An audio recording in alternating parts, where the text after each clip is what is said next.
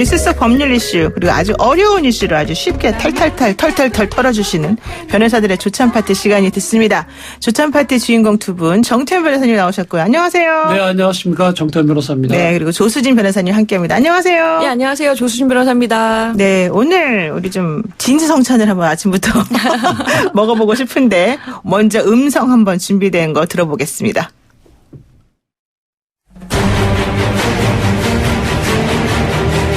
그래도 연동형 비례대표제 도입이라는 첫발이라도 떼야 한다는 국민들의 열망을 받아 안아서 석패율 제도는 우리나라 그 정치 아주 큰 병폐인 지역구도를 철폐하고 석패율에 대해서는 부정적인 의견이 훨씬 더 많이 나왔다.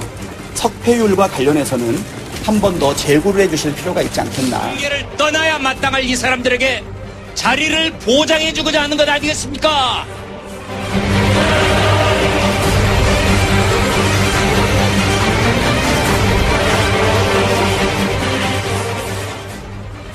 네, 변호사들의 조찬 파티 오늘 나눠볼 주제는 선거법에 대한 건데요. 선거법 개정안 협상을 두고 정치권이 사실 뜨거웠습니다. 어제도 될까 말까 밤 9시 넘어서까지 계속 뉴스를 듣게 만들더니 어떻게 될지 정말 모르겠어요. 연동형 비례대표제, 캡, 석패율, 이중 등록제 정말 용어마다 너무 어려운데요. 오늘 두 분 아주 친절하게 잘 설명해 주시리라고 제가 아주 굳게 믿고 일단 이야기 시작하겠습니다.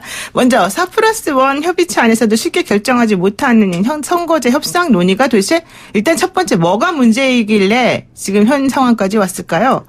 우선 이번 선거법 개혁이라 그러는데 네. 제가 개혁인지는 모르겠고 선거법 개정은 틀림없습니다.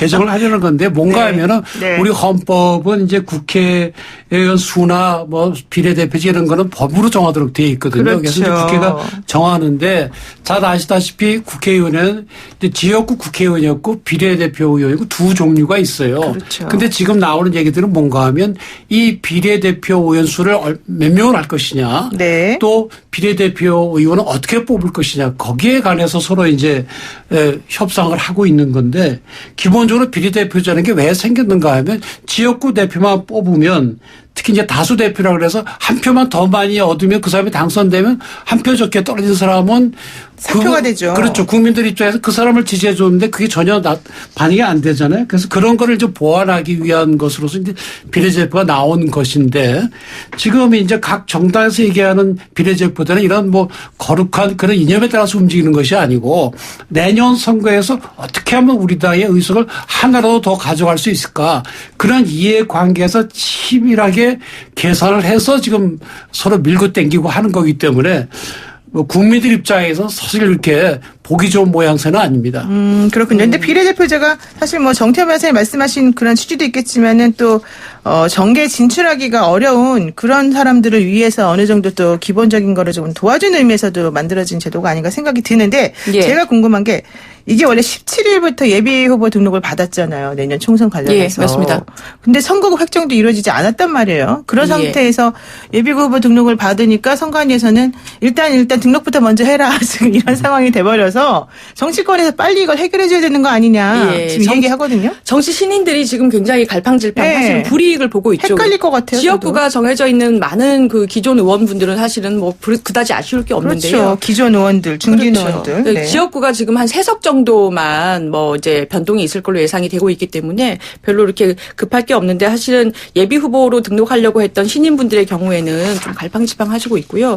근데 저는 이제 이 지금 선거구 논의를 지나치게 이렇게 정치권의 밖으로 싸움이다라고만 볼 일은 아닌 것이 그 연동형 비례대표제라는 게 사실은 굉장히 오랫동안 노무현 정부 때부터 해서 도입이 논의가 되던 것인데 그 이유가 사표를 방지할 수 있습니다. 그러니까 네. 그동안은 몰아주는 식으로 투표를 했단 말이에요. 그러니까 될 사람 몰아줘야지 아니면은 버려지는 표가 너무 많았는데요. 근데 지금 이제 연동형 비례대표제가 독일 거를 이제 수입을 해서 실시를 하게 되면 지역구에서 당선되고 남은 그 정당의 지지율 표를 비례로 다 연동을 시키기 때문에 물론 캡을 씌우지만 그러면은 내가 투표한 것이 정당 지지율이 의석표로 나타난단 말입니다. 그렇죠. 예, 그렇게 되면 사실은 지금 정의당이나 여러 뭐 대한신당이 뭐 앞으로 어떻게 됐든 군소 정당이라고 불리는 그 작은 정당들이 국민의 뜻에 따라서 국민이 거기에 표를 찍게 되면 그게 다 표로 나타나요. 그래서 그런 면에서는 굉장히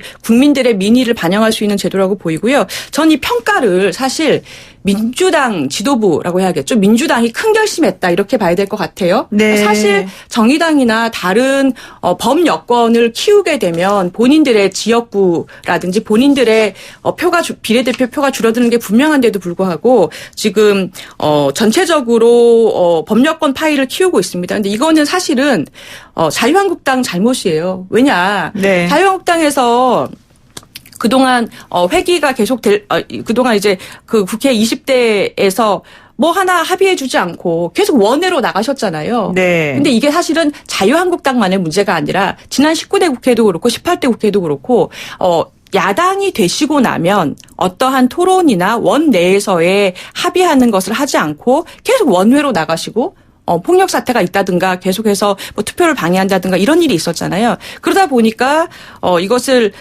이 여건이 되면은 전체적으로 이 군소정당하고 작은 정당들하고 손을 잡아서라도 범여권을 키우고 그래서 이 여당 힘만으로도 법안을 통과시킬 수 있는 판을 만들려고 하는 거죠. 그래서 지금 민주당이 당장은 자신들의 표가 줄어들 수 있지만 전체적으로 이 전체적으로 볼 때에 여러 작은 정당들을 키우려고 하는 결심을 한 거거든요. 조 변호사님 말씀대로 민주당이 뭐 숭고한 결정을 내린 건 아니고요. 그건 또 아닙니까? 그건 절대 아니죠. 정당이 그렇게 그 숭고할 정도로 되면 우리 국민이 왜 걱정을 하겠습니까? 네. 그러니까 그런가 하면 이제 과반수를 얻어야 국회에서 법안이 통과되고 국제에 돌아갈 거 아닙니까? 근데 지금 과반수가 안 되거든요. 그러면 과반수를 되려면 여당과 같이 하는 그런 정당이 있어야 되지 않습니까? 네. 그러다 보니까 이번에 그 정의당이라든지 군소 정당들이 앞으로 이제 여당과 힘을 합쳐서 과반수 확보돼서 국회 운영이 잘 되도록 하지 않겠냐 그런 차원에서 이제 민주당이 이제 양보를 하는 것이고요. 근데 네. 하다 보니까 이거는 너무 큰 양보를 하는 것이 아니냐 하는 이런 불만이 나오는 거죠. 예를 들어 석패율 제도 같은 것이 이제 지금 민주당 못 받는다고 의원총회 됐는데 그건 뭔가 하면 쉽게 해서 패자 부활전이라고 보면 됩니다. 그렇죠. 불사신을 만들어낸다. 그렇습니다. 그러니까 지역구 네. 선거에서 아슬아슬한 차에 떨어진 2위로 떨어진 사람은 비례대표로 들어갈 수 있도록 하는 거거든요. 그러니까 민주당 입장에서는 그러면 이미 떠나야 될 사람들, 퇴물들이 다시 돌아오니까 안 된다. 그렇게 또 반대하는 한 거고. 또 한 거에 쏙마하면 그렇게 되면 정의당 같은 데는 열심히 끝까지 뛰어서 2등 하려고 그럴 거 아니냐. 그러면 민주당 표 갉아먹는데 이렇게 또 개인적으로 반대하는 의견들도 있고. 그래서 이게 각 정당의 이해관계가 얽히기 때문에 이렇게 쉽게 결론이 안 나는 겁니다. 그렇죠. 그러니까 뭐 예전 같으면은 어차피 1등 못하면 안 나갔을 후보도 이번에는 이런 식으로 되게 되면 일단 그렇죠. 무조건 나가고 예. 그러면 같은 성향을 가진 사람들의 표가 갈리게 되고 그렇게 되면은 사실은 또 문제가 생기고 민주당 입장에서는 비례대표 비례의원을 사실은 뽑을 수 있는 기회 자체도 없어지게 되는 거고 뭐 여러 가지로 복잡하다. 이게 바로 민주당의 속내인 것 같아요. 그런데 이걸 이해하기 위해서 우리가 또 생각해 봐야 될 것 중에 하나가 바로 캡을 씌우는 30석 연동형 이 문제가 있어요. 이게 무슨 말입니까 도대체 연동형 캡? 한마디로 연동형에다가 캡을 씌우게 되면은 비례대표에 대한 정당의 결정권이 커지는 겁니다. 그러니까 민주당의 경우에 이제 지금 만약에 지금 250대 50석으로 얘기가 되고 있지 않습니까? 네, 50석 중에 30석에 캡을 씌운다. 그렇게 되면은 몇 명을 비례대표로 뽑을 수 있다는 거예요? 20명인 거죠. 20명. 30석까지는 네. 그 정당에 투표했던 비례만큼으로 의석수를 나누고요. 네, 곱하기 해서 나눠주죠. 그렇죠. 네. 그럼 그렇게 되고 나머지 20석은 20석을 기존처럼 정당 병립형으로. 명부대로 배분을 한다는 거예요. 그렇게 되면은 정당에서 처음 정한 순서대로 예전의 비례대표제를 적용하는 비율이 커지는 거죠. 근데 지금 민주당에서 주장을 하고 있는 것이 캡을 씌워야 된다라고 주장을 하고 있는 것이 예전에처럼 그렇게 자기들이 지정했던 비례대표 명부에 대해서 지금처럼 만약에 연동형으로 비례대표제를 실시하게 되면 본인들이 가져가는 의석수가 줄어들고 그러면은 뭐 여성이나 소수가 이제 진출할 방법이 줄어든다라고 하는데 네. 사실은 캡을 씌우지 않아야 국민들의 아까 말씀드린 것처럼 사표가 줄어드는 연동형 비율이 높아지는 거잖아요. 그렇죠. 그게 사실 큰 방향에서 맞는 거고 만약에 민주당 의원들이 주장하는 것처럼 여성이나 소수나 뭐 명망가를 국회로 진출시키고 싶으면 네.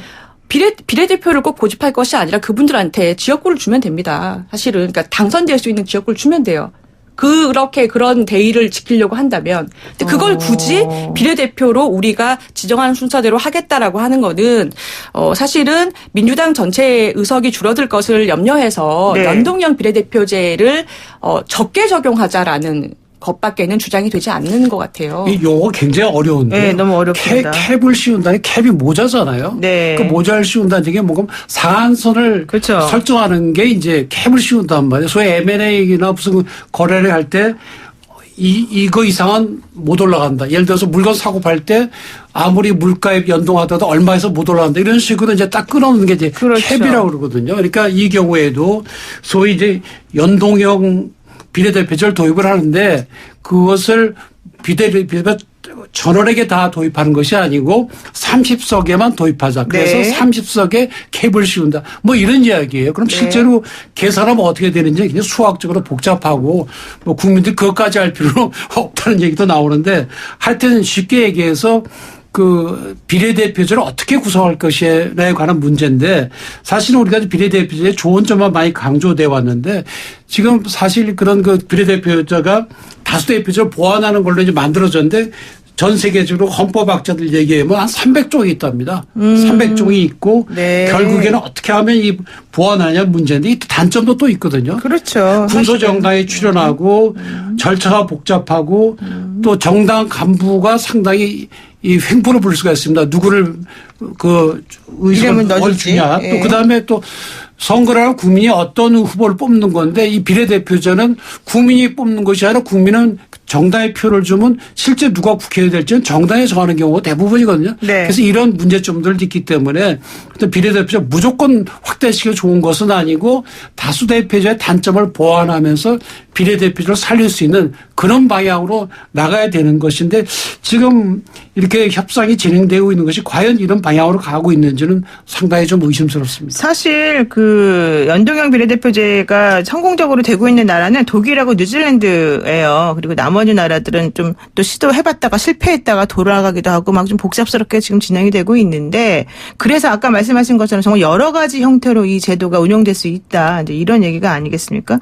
그런데 이제 문제는 어제 야사당, 그러니까 민주당을 제외한 야사당이 얘기한 그 안 중에서 석패율 제도를 민주당이 못 받겠다라고 이제 하면서 그 못 받는 이유인데 여러 가지 얘기를 했습니다만은 이 법안에 대해서는 어떤 방향으로 그러면은 4+1의 협의체가 결론 내릴지가 사실은 잘 모르겠다는 게 첫 번째 얘기고 두 번째는 이게 너무 누더기안이 돼버려가지고 도대체가 뭔지를 모르겠다. 왜냐하면 처음에 뭐 100대 200 내지는 225대 75 이렇게 되면은 거기까지는 괜찮아요. 근데 250대 50 하니까 결과적으로 지금 현재 47대 253하고 차이가 3석밖에 안 나는데 여기에다가 캡 씌우고 석패율하고 뭐하고 막 집어넣다 보면은요 사실 무슨 의미가 있느냐 이게 무슨 선거법 개정이냐 이렇게 얘기 나올 수밖에 없는 거잖아요. 그렇습니다. 이게 거대 정당의 그런 횡포라든지 또 소수자의 의견이 반영 안 되는 그런 문제점을 보완하기 위해서 이제 비례대표제를 강화하는 건데 사실 처음에 그 심상정 대표가 낸 원안은 지역구를 225석으로 하고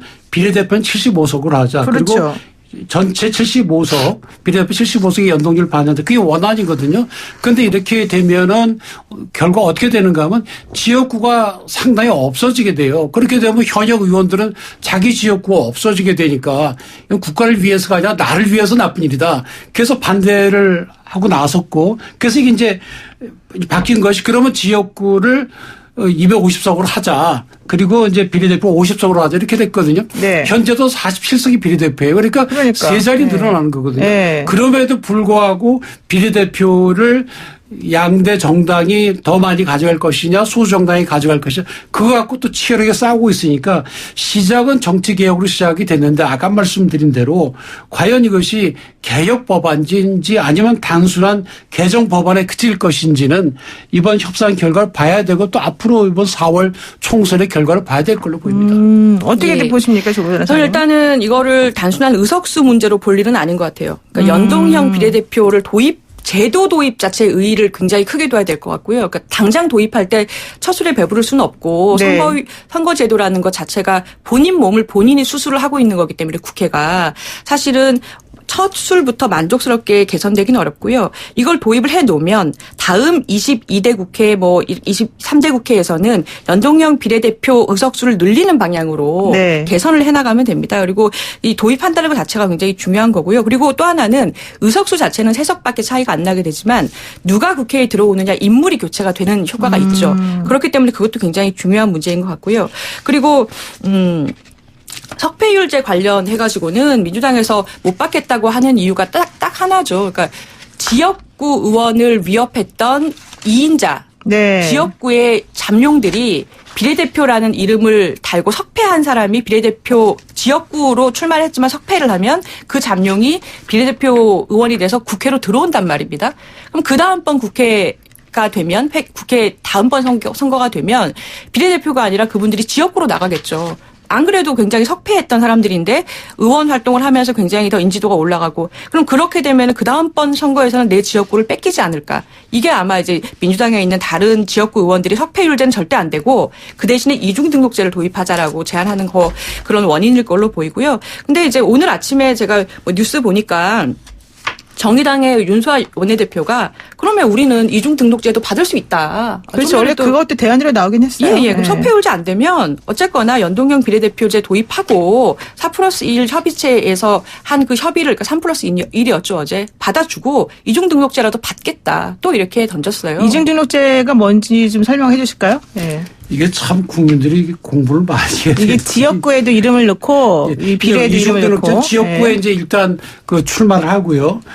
그 다음에 이제 떨어지게 되는 경우에 이제 그 석패를 그 적용해서 패자 부활전으로 이제 비례대표로 가는 것이 일반적으로 얘기하는 이제 그 석패율 제도인데. 근데 그것을 그거 말고 이중등록제는 지역구 후보 중에서 전원을 하는 것이 아니라 일부만 이제 비례대표 후보로 올리자 이런 얘기거든요. 예. 그 두 제도의 이제 차이점을 이제 명확하게 볼 수 있는 게 이중등록제는 처음부터 미리 이름을 올려놓는 거죠. 만약에 두 개 등록을 어떤 다 하는. 정당에서 우리는 비례대표 2순위, 4순위를 미리 예를 들어서 조수진 이름으로 넣는다. 조수진하고 노영희를 넣어놓겠습니다라고 하면 이중등록제가 되는 거고요. 그게 아니라 비례대표 명부에 2순위, 4순위를 우리는 석패한 사람을 넣겠습니다라고 미리 비워놓으면 누가 석패할지는 모르는 거잖아요. 그렇죠. 예. 그래서 더 열심히 하고 더 국민들이 조금 더 뽑아주신 분을 넣게 되는 차이가 있는 거죠. 그래서 저는 이거를 그냥 개인적인 소견입니다만은 어차피 지금까지 막 얘기했는데 갑자기 이제 와서 다 없는 걸로 하자 이럴 수는 없으니까 지금 얘기되고 있는 게 석패제도를 민주당이 못 받겠다고 하는데 이게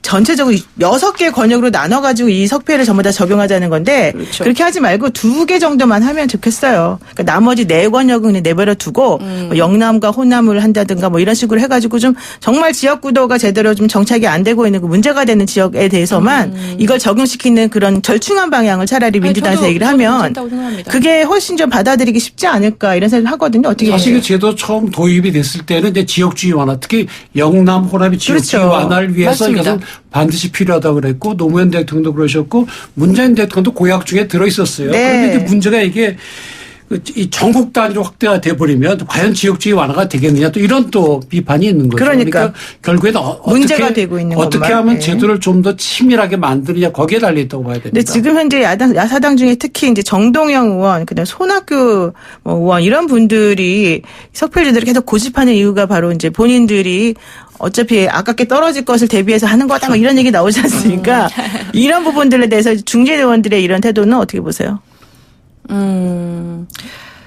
근데 석패율제를 이제 그렇게 접근하기 시작하면은 이게 선거제 개혁이 안 되는 거죠. 그래서 사실은 지금 저는 노영희 변호사님 말씀하신 것처럼 결국에는 수도권 의원들, 중진 의원들하고 또 그렇게 각 그런 야당의 이제 그런 중진 의원들이 자기 실속을 차리려고 하다 보니까 논의가 자꾸 누더기가 되는 거예요. 그래서 말씀하신 대로 그럼 수도권은 빼고 아니면 이제 그런 중진 중에서 지역구에 나가서 그냥 싸워도 이기실 수 있는 그런 인지도 있는 분들은 나는 석패율 제도를 적용받지 않겠다라고 아예 네. 선언을 해버리시면 심상정 의원 그렇게 했지 않습니까? 박지원 의원도 그랬죠 사실은. 예, 나는 그거 적용 안 받겠다. 정말 석패하신 분들한테 의석 주겠다 이랬으면 네, 좋겠습니다. 지금 4637 쓰시는 우리 애청자분께서요. 복잡하면 복잡할수록 유권자는 잘 몰라서 어쩔 수 없이 지역당 본인이 잘 알고 있는 당이나 이런 사람을 찍을 수밖에 없는 거 아니겠습니까? 이런 부분에 조금 고려하셔야 됩니다. 이런 얘기 지금 하고 계시거든요. 굉장히 복잡해요 실제로. 왜냐하면 너무 어려워요. 아까 말씀드린 대로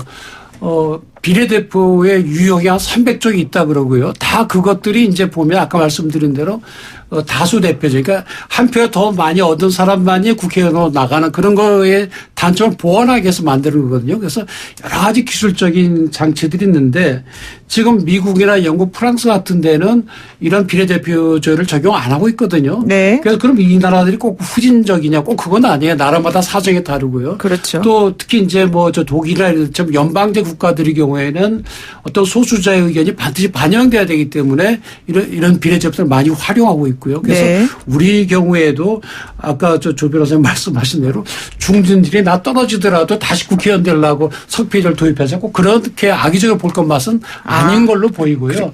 우리 사회도 다양해지고 있는 만큼 그런 그 다양한 일반 국민들의 의사를 반영할 수 있도록 하는 그 제도를 고민하는 건 당연한 거고요.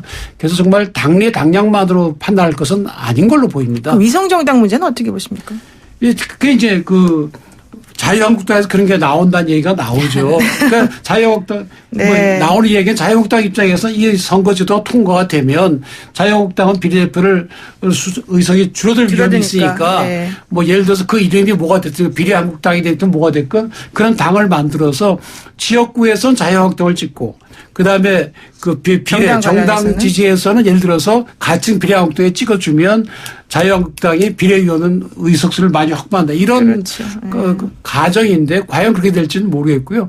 실제로 비례한국당은 당이 있습니다. 근데 이 당은 그래요? 이 당은 근데 지금 자유한국당의 당은 최근 아니고요. 논의. 몰랐어요. 예, 다른 당인데 뭐 자기들은 뭐 관계가 당을 있는지 안 없는지 팔겠다고 모르겠지만 합니다. 어쨌든 예, 예. 근데 이제 당도 위성정당론이 실제로 이제 그렇게 아마 될 것 같아요. 제가.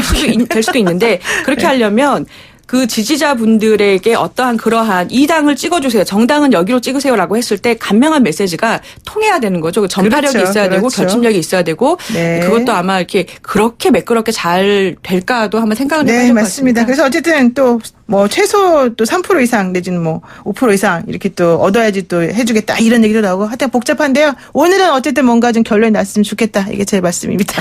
오늘 말씀 여기까지 듣겠습니다. 고맙습니다. 네, 고맙습니다. 네, 감사합니다. 네, 지금까지 정태현 변호사, 조수진 변호사였습니다.